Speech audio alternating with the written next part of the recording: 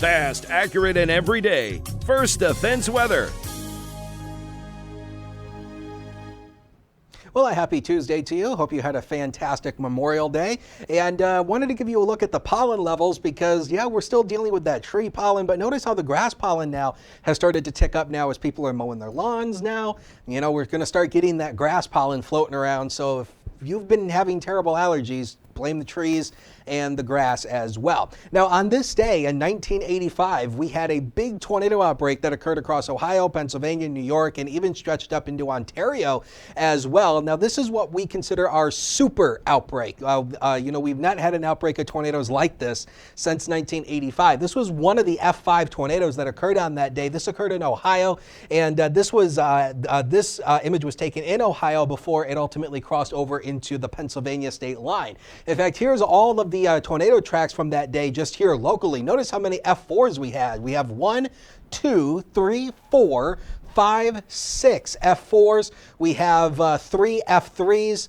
And so again, you know, this has happened before. The more interesting one is the one that occurred in Wattsburg. It got down near Wattsburg, traveled through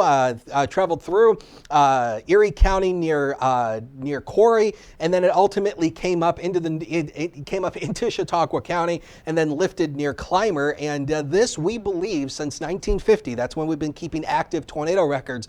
We believe this is the only F4 to occur in Western New York since 1950. And so again, you know, don't buy into all the wives' tales about how tornadoes don't happen here. The Allegheny Mountains protect us.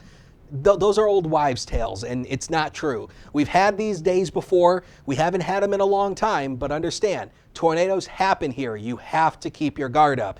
And speaking about severe weather, we do have a threat for severe weather tomorrow to kick off June. We do have a standard slight risk, this yellow shade across all of Western New York and Northwestern Pennsylvania. That's a level 2 out of 5. And, we talked about this yesterday. So the timing on this, we've adjusted it slightly here. The new model guidance has tried to push some of this a little bit later now. So 2 o'clock to 6 o'clock tomorrow afternoon looks like the main timing window for some of the strongest storms. And it's mainly going to be a damaging wind gust threat. Could be a touch of large hail, maybe some heavy rain. The overall tornado threat is almost non-existent. So we're not going to have to deal with tornadoes tomorrow. That is the good news. But of course, when it comes to thunderstorms, you know what to do. Expect the unexpected. But we're not expecting tornadoes tomorrow. But still, you have to be ready no matter what. So let's take you through Future Scan here. Notice a couple of these isolated showers popping up through the afternoon hours. I wouldn't rule those out. Again, we have lots of moisture in the atmosphere today, so a couple of those little isolated showers could pop up through the afternoon hours. Partly to mostly cloudy tonight.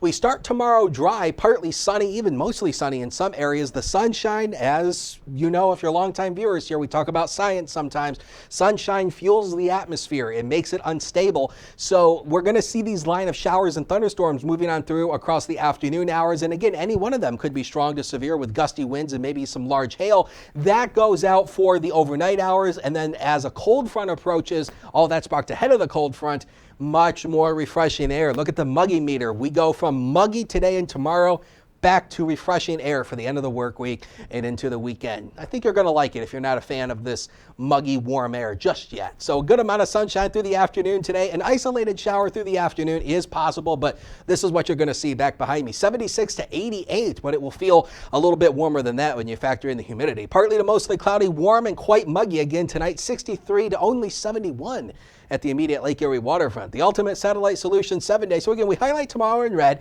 because of that severe weather potential. 80. Look at the cold front. 65 on Thursday. A few little straggling showers. Friday should be mainly dry, refreshing air. Both of those days below average. The sun returns in good supply. We're up to almost near 70.